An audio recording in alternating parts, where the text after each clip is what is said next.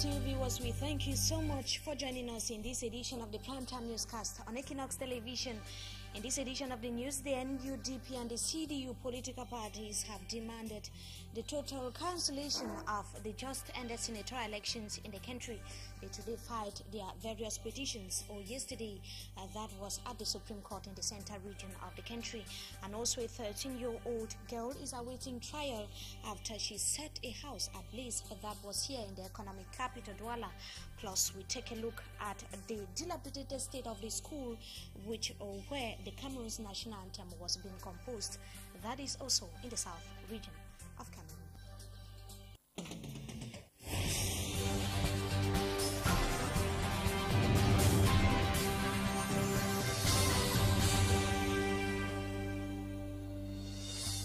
Thank you once again, viewers, for joining us in this edition of the Primetime Newscast on Equinox Television. We begin right away in politics, where two political parties have filed petitions at the Supreme Court for the total cancellation of the senatorial election results in some regions of the country. They are the NUDP and also the CDU political parties.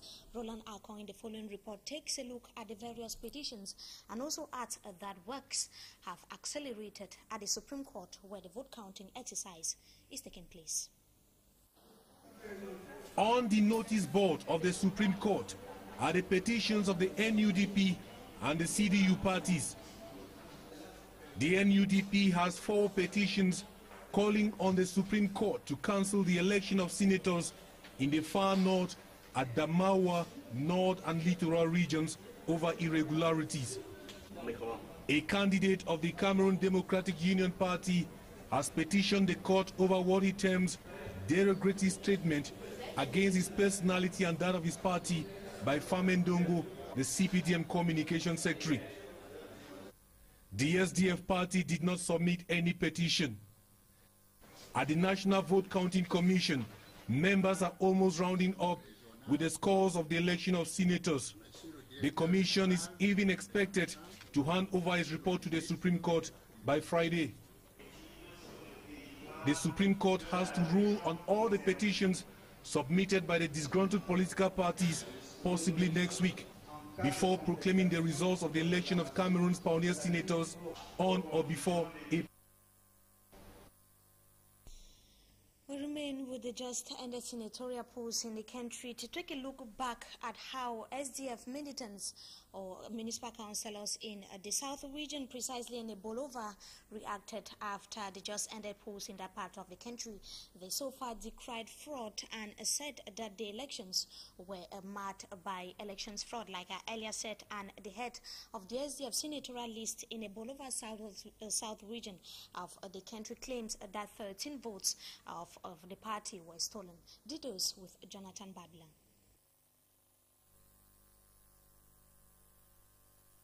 The election of senators in the Bolowa South region was reportedly characterized by a number of irregularities observed by some stakeholders. We saw people in some of the polling stations with money. We don't know if the money was to be given to municipal council after they must have voted. We don't know if it was in accordance.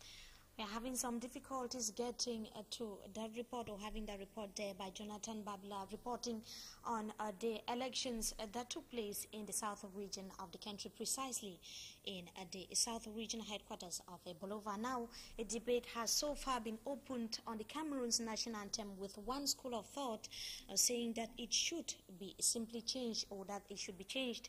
They were speaking in Fulasi, a locality in the south region still of the country, where the national anthem was composed. Roland Akon in the following report tells us that the school has been abandoned for years. In the village of Fulasi, in the south region of Cameroon, the national anthem was composed in 1929 by a group of young Cameroonian teenagers. The school and the classroom where they sat and composed the anthem today merits an upkeep, but it is in a state of abandonment. The village itself is in neglect, to the surprise of villagers who believe that Fulasi requires national recognition for offering the nation one of its symbols, the national anthem. Foulassy revive. Anatole Ebongo is 101 years old. He witnessed the composition of the national anthem. He recalls how the American missionary teachers reminded them of the importance of a national anthem. What certainly inspired Samuel Miko Bamba and his classmates to compose Cameroon's national anthem. As Cameroon prepares to commemorate the Golden Jubilee of its reunification, debates have resurfaced on the national anthem. Some school of thought want a new national anthem. Others are proposing that the present anthem should be maintained.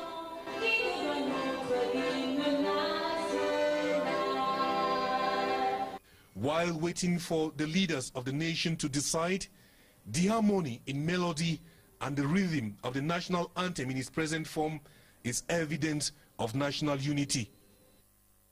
Meanwhile, scores of injuries have been sustained and one person has reportedly died following a road accident that occurred along the Douala-Bafoussam highway. The accident that occurred recently involved a public transport vehicle coming all the way from the west region of the country and a truck transporting tomatoes heading to Douala, the littoral region of Cameroon. Following a head-on collision between the two vehicles, the truck driver died on the spot.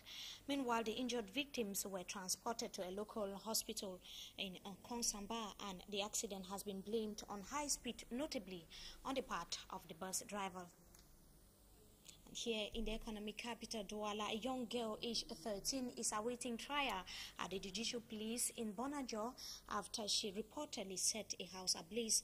And reports say the girl whose name was being withheld burnt the house of her boyfriend's friend when he discovered that she was cheating on the partner. We shall be bringing you details and as well as images on that in our subsequent newscast.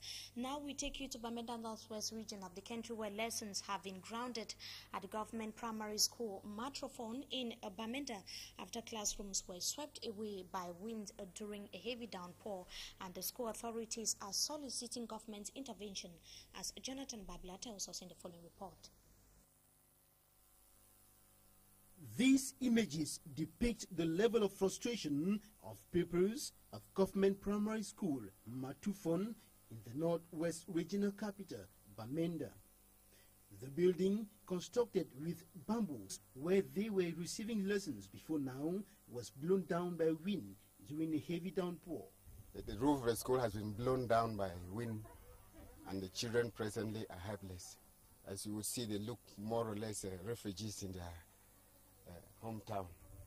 The pupils reportedly ran out of the classrooms when the building was about collapsing on them.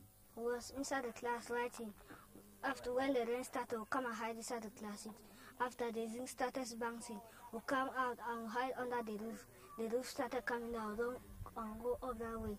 I went to go out to go and pee. Then I went to come back. This class was started falling.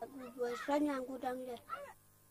This school has been going through thin and thick for over 15 years after a contract to construct classrooms in the school was awarded to a contractor who did not finish his work. GS Matrophone was created as far back as 1995, and the contract was granted to one company called the Shura Company, who constructed 4 classrooms up to the level of the roof and disappeared. The mayor of the Bamenda 2 subdivision has added his voice to that of the school's administration to call on government to remedy the situation without delay. It should be noted that this incident has occurred at a very crucial moment when the pupils have just embarked on the last term of the 2012-2013 school year.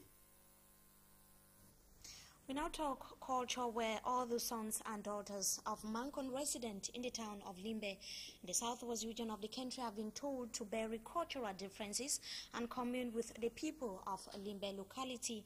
Fon Angwafo III of Mancon was speaking to his indigents as he visited the area to take part in the Mancon regional cultural gathering. Details in the following report by our Limbe-based correspondent Davison Maimo. Fon, or chief, who's present, will bring out the entire État-Major of the SDU. Fon Angwafo III of Mancon visit to his people in Limbe and Fako in general, witness the presence of the first assistant SDU for Fako representing the SDU. Perhaps the caliber of persons present is as a result of the Fon being the first vice president of the ruling CPDM party in Limbe. Well, this is something that we are doing every annual period, as every year. It is, we did this just to unite the Mancon people. Fon Angwafo III said he is glad to know that the Mancon people in Limbe are living as one Cameroonian with the Bakurian. Mancon elements here in Limbe, I call upon you to lead your brothers and sisters at home to follow the way you are going. This is the right move. As a politician, the Fon did not fail to praise the people of Fako, which he said are all CPDM, as all the councillors are controlled by the CPDM party. Vote for the government, join Makuda and development. We cannot be working for development, developing the country and working against the country that has the program for development. The ceremony equally witnessed fundraising for the construction of a Mancon Hall in Limbe. Davison Maimo, Limbe-based correspondent, ending the report now in news out of Cameroon. Before we go, between 5 to 15 people are feared dead following a huge explosion at a U.S. fertilizer plant. More than 160 people were injured as dozens of homes and buildings were destroyed in the evening blast near Waco in the state of Texas. And emergency services are still going from home to home trying to find survivors, while at least 3 firefighters are reported missing. And meanwhile, U.S. President Barack Obama is in Boston attending a memorial service for victims of Monday's Boston Marathon bombing. And in sports, before we go, the University Games, the 16th edition, begins in less than 48 hours, and the Director of the University of Ngaoundéré has assured all the athletes and also officials of the various state universities that all will be put in place before the official kickoff of the said event.